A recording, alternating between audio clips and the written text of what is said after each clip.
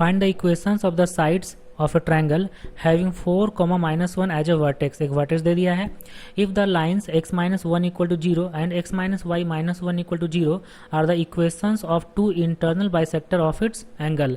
मतलब दो internal angle bisector दिया हुआ है, एक वर्टेक्स दिया 4, -1, तो ट्रायंगल के तीनों साइड का इक्वेशन बताना है। ठीक है, तो चलो एक रफ डायग्राम बना लेते हैं हम कि चलो सपोज दैट कि ये एक ट्रायंगल हो गया। चलो ये एक ट्रायंगल है जिसमें ये हो गया ए का कोऑर्डिनेट, ए मान लेते हैं, ये बी मान लेते हैं, ये सी मान लेते हैं, और जो 4, -1 दिया हुआ है ये मान लेते हैं कि ए का वर्टेक्स दिया 4, -1, और दो इंटरनल बाइसेक्टर का इक्वेशन दिया है। वो जो इंटरनल बाइसेक्टर है वो ए से जाएगा कि बी से जाएगा कि सी से जाएगा, कौन से ये तीनों में से किसी दो से जाएगा। तो चेक कर लेते हैं कि अगर ए से जा रहा होगा तो ए से सेटिस्फाई करेगा, ए का कोऑर्डिनेट सेटिस्फाई करेगा। तो ए का कोऑर्डिनेट है 4, -1। देखो दोनों में से किसको सेटिस्फाई कर रहा है, तो ए का अगर कोऑर्डिनेट रखेंगे 4, -1 इसमें तो सेटिस्फाई नहीं करेगा। ठीक है, इसमें सेटिस्फाई नहीं करेगा। इसका मतलब जो इंटरनल बाइसेक्टर ऑफ एंगल है वो बी से जाएगा और सी से जाएगा। ठीक है, तो ड्रॉ करते हैं। तो बी से एक एंगल बाइसेक्टर जा रहा है जिसका इक्वेशन है x - 1 इक्वल टू 0 और एंगल बाइसेक्टर, तो ये दोनों एंगल इक्वल होगा। ठीक है, एक एंगल बाइसेक्टर सी से जा रहा है, एक एंगल बाइसेक्टर सी से जा रहा है और जिसका इक्वेशन दे दिया है x - y - 1 इक्वल टू 0 और ये दोनों एंगल इक्वल हो जाएगा। ठीक है, अब देखो एक प्रॉपर्टी होता है कि अगर हम यहाँ पे एंगल बाइसेक्टर ऐसे ऐसे कोई एंगल बना लेते हैं, तो ये कोई एंगल है। ठीक है, इसमें हम लोग एक एंगल बाइसेक्टर ड्रॉ करते हैं। तो ये देखो मान लो कि ये एंगल बाइसेक्टर है। तो अगर एक आर्म पर कोई भी पॉइंट अगर लेते हैं और उसका हम इमेज फाइंड करते हैं एंगल बाइसेक्टर के रेस्पेक्ट में, तो वो जो इमेज है वो दूसरे आर्म पर, एंगल का दूसरे आर्म पर लाई करता है। ये प्रॉपर्टी होता है क्योंकि ये दोनों ट्रायंगल हो जाएगा कॉन्ग्रुएंट। तो उसी कॉन्सेप्ट से अगर हम लोग ए का इमेज फाइंड करेंगे, ये जो चलो ये मान लेते हैं बी से यहाँ हो गया डी और ये सी से हो गया ई। अगर हम ए का इमेज फाइंड करेंगे सीई के रेस्पेक्ट में, ए का इमेज, तो वो लाई करेगा बीसी पर। तो बीसी पर मान लो लाई करे तो वो मान लो कि पॉइंट हो गया पी, तो पॉइंट पी पर लाई करेगा। पी का कोऑर्डिनेट है x1, y1। और अगर ए का इमेज अगर हम फाइंड करेंगे बीडी के रेस्पेक्ट में, तो वो लाई करेगा बीसी पर ही लाई करेगा। तो वो मान लेते हैं कि यहाँ पे क्यू पे लाई कर रहा है और जिसका कोऑर्डिनेट है x2, y2। ठीक है यहाँ तक। तो अब देखो हम लोग P का कोऑर्डिनेट फाइंड करते हैं। P का कोऑर्डिनेट कैसे फाइंड होगा, वो होगा A का image with respect to CE। तो A का इमेज फाइंड करते हैं विथ रेस्पेक्ट टू CE। तो देखो x1 - 4 बाई और C का जो x का कोफिशिएंट है वो है 1 इक्वल टू और y1 + 1 और बाई में हो जाएगा -1 इक्वल टू -2 लेते हैं और वो पॉइंट रखते हैं लाइन पर। तो 4 - -1 4 + 1 -1 डिवाइड में a square plus B square, तो यहाँ पे 2 हो जाएगा। तो इसको सॉल्व करते हैं। ये -1 प्लस और -1 कट गया, ये 2 कट गया, तो यहाँ कितना गया -4 लिखते हैं, -4।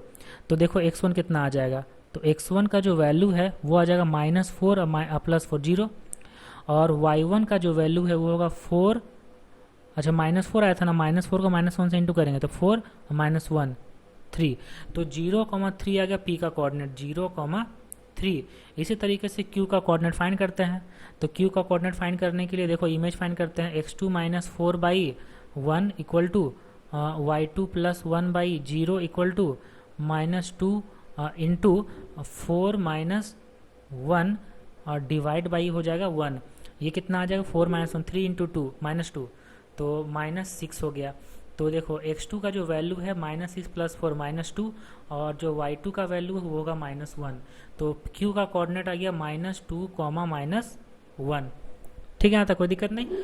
तो अब देखो अब हम लोग जब p का कोऑर्डिनेट q का कोऑर्डिनेट निकल गया तो हम लोग इक्वेशन ऑफ BC फाइंड कर सकते हैं, है ना। इक्वेशन ऑफ BC हम लोग फाइंड कर सकते हैं। यहाँ लिखते हैं इक्वेशन ऑफ BC। ठीक है, इक्वेशन ऑफ BC फाइंड करते हैं क्योंकि PQ का जो इक्वेशन होगा वही इक्वेशन BC का हो जाएगा। तो पहले स्लोप फाइंड कर लो। स्लोप आ जाएगा 4/2 मतलब 2, स्लोप 2 आ गया। इक्वेशन लिखते हैं, तो इक्वेशन आ जाएगा BC का इक्वेशन और PQ की इक्वेशन सेम है ना। तो y - 3 equal to 2 times of x - 0। Equation आ गया 2x - y + 3 इक्वल टू 0। ये हो गया इक्वेशन ऑफ BC। अब BC का इक्वेशन को सी का बी सी का इक्वेशन को सी का इक्वेशन सॉल्व करें तो पॉइंट सी मिल जाएगा, और बी सी का इक्वेशन को बी डी का इक्वेशन सॉल्व करें तो पॉइंट बी मिल जाएगा। ठीक है, तो हम सॉल्व करते हैं बी डी का इक्वेशन x माइनस वन। ठीक है, तो यहाँ देखो नीचे लिखते हैं, तो यहाँ लिखते हैं solving B C and B D.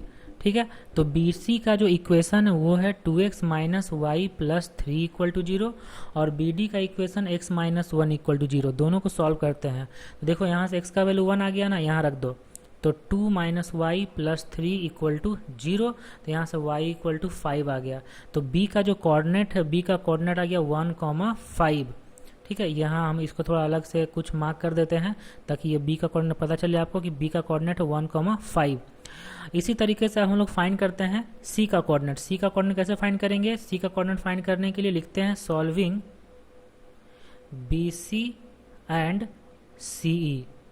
B C का इक्वेशन है 2x minus Y plus 3 equal to 0, और सी ई का इक्वेशन है x minus Y minus 1 equal to 0, है ना, x minus Y minus 1 equal to 0। अब देखो दोनों इक्वेशन सब्ट्रैक्ट करते हैं क्योंकि y कोऑर्डिनेट का कोफिशिएंट सेम है, y का कोफिशिएंट सेम है। सब्ट्रैक्ट करेंगे 2x माइनस x और 3 minus minus 1 3 plus 1 4 equal to 0। यहाँ से x का वैल्यू आ गया -4। जब x का वैल्यू -1 इस इक्वेशन में रखेंगे तो y का वैल्यू आ जाएगा -4 माइनस 1 मतलब -5। तो ये y का वैल्यू आ गया -5, तो हम लोग को c का कोऑर्डिनेट मिल गया। तो c का कोऑर्डिनेट आ गया -4, -5। ये c का कोऑर्डिनेट है, इसको अलग से हम मार्क करते हैं, c का कोऑर्डिनेट आ गया। और देखो a का कोऑर्डिनेट कितना दिया होता है? a का कोऑर्डिनेट स्टार्टिंग में ही हम मान लिए थे 4, -1। यहाँ लिखते हैं ताकि कैलकुलेशन करना आसान हो जाएगा। तो ए बी सी मिल गया, ए बी सी मिल गया, तो हम लोग अब तीनों इक्वेशन फाइंड कर सकते हैं। तो हम लोग को इक्वेशन किसका मिला हुआ है? इक्वेशन ऑफ बी सी पता है पहले से। इक्वेशन ऑफ बी सी कितना पता है हम लोग को? इक्वेशन ऑफ बी सी पता है 2x minus Y plus 3 equal to 0। यहाँ लिख देते हैं इक्वेशन ऑफ बी सी हो गया 2x minus Y plus 3 equal to 0। अब हम लोग फाइंड करेंगे इक्वेशन ऑफ ए बी। तो इक्वेशन ऑफ ए बी देखो फाइंड करते हैं। इक्वेशन ए बी फाइंड करने के लिए पहले फाइंड करना पड़ेगा स्लोप।